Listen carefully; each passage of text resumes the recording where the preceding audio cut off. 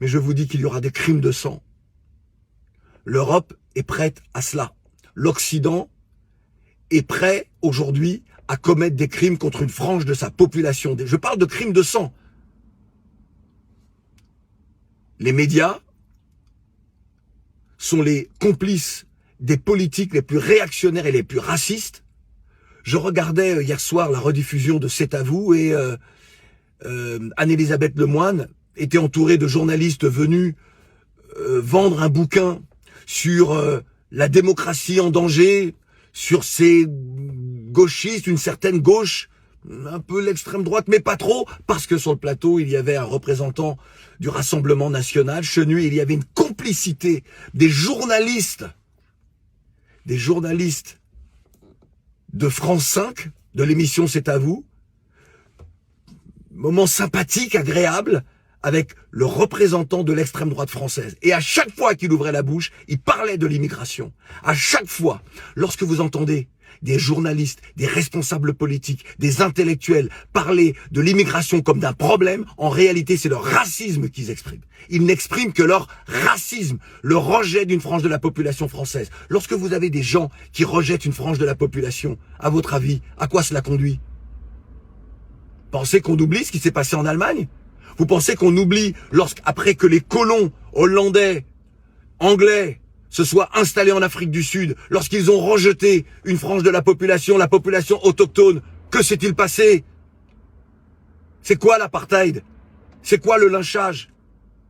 Lorsque vous entendez Trump se permettre de dire qu'il veut édifier un mur plus grand encore, pour que les migrants ne passent pas, lui descendant de colons esclavagistes, lorsque vous regardez la tête des migrants, qui sont ces migrants? Ce sont les autochtones. Voilà ce qu'est l'Occident.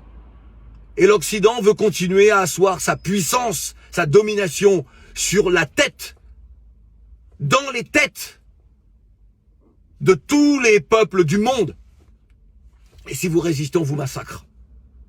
Vous savez, les problématiques sociales aujourd'hui, nous sommes le 18 septembre, en France, le fait que des femmes et des hommes, par centaines de milliers, manifestent.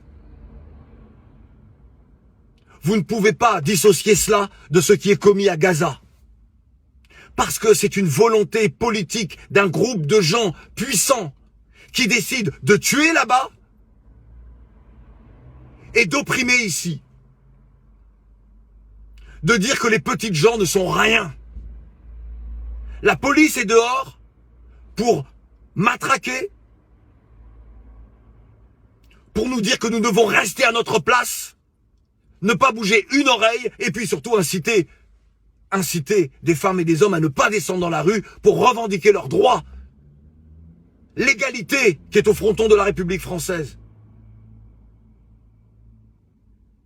La légitimité que nous avons toutes et tous de dire qu'une autre société est possible, plus égalitaire, plus équitable, qu'un autre monde est possible, plus égalitaire, plus équitable et plus humaniste. On ne peut pas dissocier ce qui est commis au Congo, lorsque des enfants travaillent dans les mines pour enrichir les multinationales occidentales, parce qu'il a été décidé à la conférence de Berlin de 1884-1885 que le bassin du Congo serait un marché ouvert pour les multinationales occidentales. L'oppression là-bas, c'est l'oppression ici.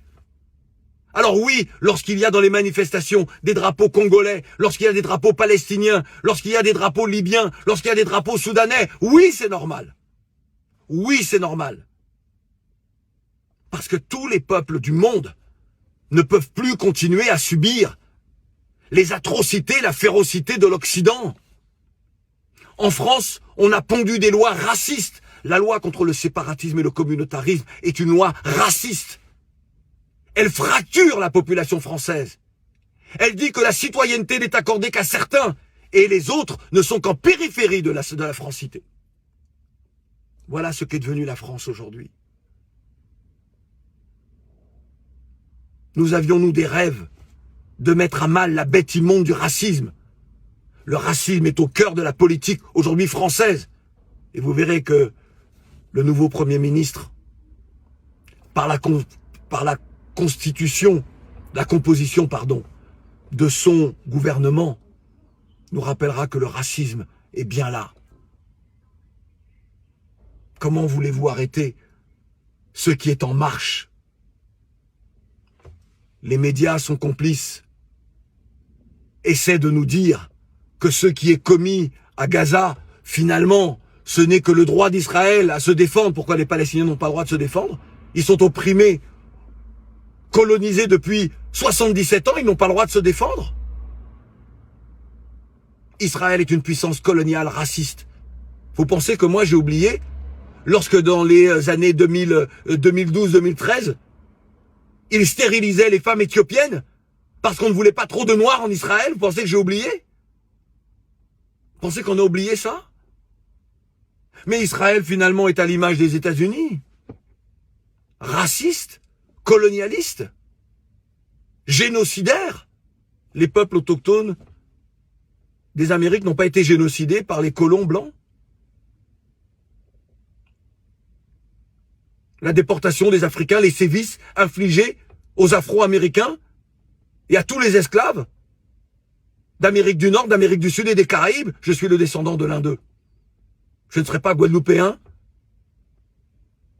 s'il n'y avait pas eu l'esclavage. Il se prépare des crimes de sang si les Afros d'Europe ne s'organisent pas. Nous allons être, dans les années à venir, massacrés socialement. Nous subissons déjà. Le pire est à venir. Ça y est, tout est prêt. Les médias sont prêts, les lois sont prêtes, les esprits sont prêts. Certains esprits sont prêts. Nous sommes en Occident dans une zone de racisme pathologique. En France, des femmes et des hommes vivent, survivent, mais résistent à ce racisme-là. Et quelle que soit la couleur de la peau ou la religion, des femmes et des hommes expriment leur humanisme et leur refus de ce type de civilisation. Mais avant que nous puissions faire entendre nos voix et redonner un sens à l'humanité, des crimes seront commis.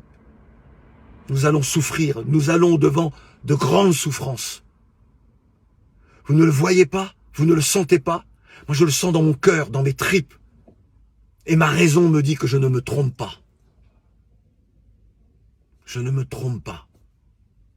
L'Occident n'a pas changé. L'Europe n'a pas changé. Et il est prêt à commettre ce qu'il a déjà commis.